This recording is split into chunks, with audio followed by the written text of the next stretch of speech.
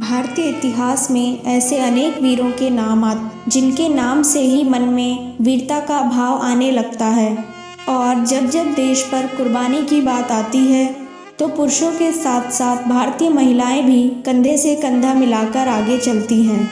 इसी वीरता और बहादुरी की कड़ी में झांसी की रानी लक्ष्मीबाई का नाम भी बड़े सम्मान के साथ लिया जाता है।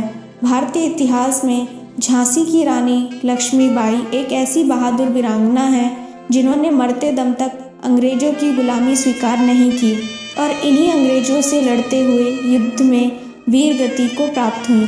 तो चलिए आज हम इसी महान वीरांगना झांसी की रानी लक्ष्मीबाई की जीवनी को जानते हैं, जो हम सभी के लिए एक प्रेरणा स्रोत भी है। रानी लक्ष्मीबाई का जन्म 19 नवंबर 1828 को भारत देश के उत्तर प्रदेश राज्य के वाराणसी जिले में हुआ था। इनके पिता मोरोपंत तांबेजी एक मराठी थे। इनकी माता का नाम भागीरथी बाई था, जो कि धार्मिक विचारों की महिला थीं, जिनका प्रभाव रानी लक्ष्मीबाई पर भी देखने को मिलता है। मात्र 4 साल की आयु में ही मां के देहांत हो जाने के कारण रानी लक्ष्मीबाई का लालन पालन इनके नाना के घर पर हुआ। घर में किसी के न होने के कारण इनके पिता इन्हें अपने साथ पेशवा के दरबार में भी ले जाने लगे थे, जहां पर इनके पिता पेशवा के पुत्र को अस्त्र शस्त्र चलाने की शिक्षा देते थे। बचपन में ही रानी लक्ष्मीबाई अपने पिता से शिक्षा पाकर अस्त्र शस्त्र चलाने में निपुण हो गई थी। इनका नाम मणिकर्णिका रखा गया था, लेकिन प्यार से सभी मनु कहकर बुलाते थे। इनकी शिक्षा दीक्षा घर पर ही हुई थी। 1842 में लक्ष्मीबाई का विवाह झांसी के राजा गंगाधर राव नेवालकर से हुआ।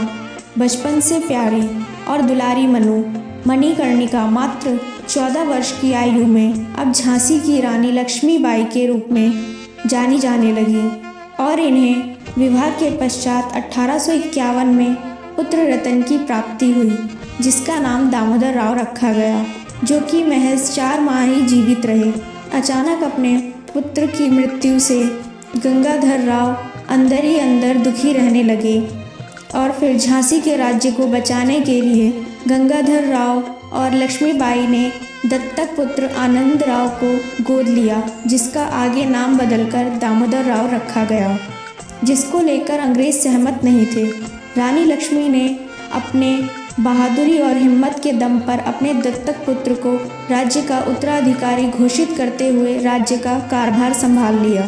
फिर 21 नवंबर 1853 में गंगाधर राव अपने पहले पुत्र के वियोग में स्वर्ग सिधार गए, जिसके पश्चात झांसी का सारा भार लक्ष्मीबाई के कंधों पर आ गया।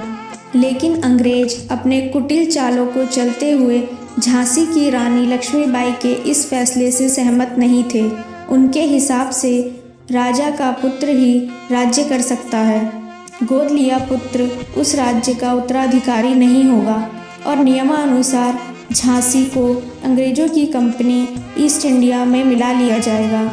अंग्रेजों के इस फैसले को लक्ष्मीबाई ने खुलकर चुनौती दी और उनका यही नारा था, मैं अपनी झांसी नहीं दूंगी। अंग्रेजों की हड़प नीति के चलते झांसी के पड़ोसी राज्यों को भी अंग्रेजों ने अपने अधीन कर लिया था। लेकिन 1857 में मंगल पांडे द्वारा प्रथम स्वतंत्रता संग्राम की चिंगारी पूरे भारत में फैलने लगी थी, जिसके परिणाम स्वरूप अंग्रेजों को पीछे हटना पड़ा। लेकिन इस दौरान झांसी के पड़ोसी राज्य ओरछा और दतिया के राजाओं ने भी झांसी पर आक्रमण कर दिया, जिसका सामना रानी लक्ष्मीबाई ने बड़ी बहादुरी से किया और इन युद्धों को विफल कर दिया। इसके बाद 1858 में अंग्रेजी सेना झांसी पर कब्जे के लिए आगे बढ़ने लगी। फिर वहां तात्या टोपे के साथ मिलकर ग्वालियर किले पर कब्जा कर लिया गया। लेकिन अंग्रेजों की धोखे की चाल की वजह से 22 मई 1858 को ह्यू रोज के नेतृत्व में ग्वालियर के किले पर फिर से आक्रमण कर दिया गया। लेकिन रानी लक्ष्मीबाई ने अपने अभूतपूर्व साहस का परिचय देते हुए अंग्रेजों को धूल चटाई, जिस कारण एक बार फिर अंग्रेजों को पीछे हटना पड़ा। 17 जून 1858 को अंग्रेजी शासक किंग्स रॉयल आयरिश ने रानी लक्ष्मीबाई के खिलाफ मोर्चा खोल दिया, लेकिन इस बार उन्हें अंदेशा हो गया था कि वे अब ज़्यादा देर तक अंग्रेज़ों से युद्ध नहीं लड़ पाएंगी और इस युद्ध के पहले ही उनका प्रिय घोड़ा राजरत्न मारा जा चुका था और फिर अंग्रेज़ों से युद्ध लड़ते हुए रानी लक्ष्मीबाई बुरी तरह से घायल हो गई थी, लेकिन उन्होंने कभी भी खुद को अंग्रेज़ों के चंगुल में नहीं आने दिया।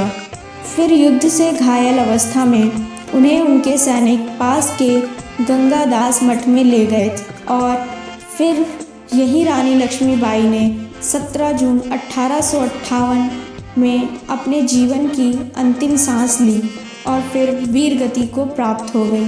भले ही रानी लक्ष्मीबाई एक महिला थी, लेकिन अपने जीते जी हिम्मत और बहादुरी के दम पर उन्होंने अंग्रेज़ों के दांत खट्टे कर दिए थे और कभी खुद को जीते जी अंग्रेज़ों के हाथों नहीं आने दिया। इस प्रकार भारतीय इतिहास में रानी लक्ष्मीबाई का नाम सुनहरे अक्षरों में दर्ज हो गया और जब जब वीर गाथा गाई जाती है तो रानी लक्ष्मीबाई का नाम ज़रूर लिया जाता है। दोस्तों, हमारा मकसद देश के उन वीर योद्धाओं को भूलने नहीं देना है जिन्होंने देश की खातिर अपनी जान की बाजी लगा दी। तो दोस्तों, आपको मेरी ये जानकारी अच्छी लगी हो तो लाइक, शेयर एंड सब्सक्राइब करना ना भूलें। Thank you.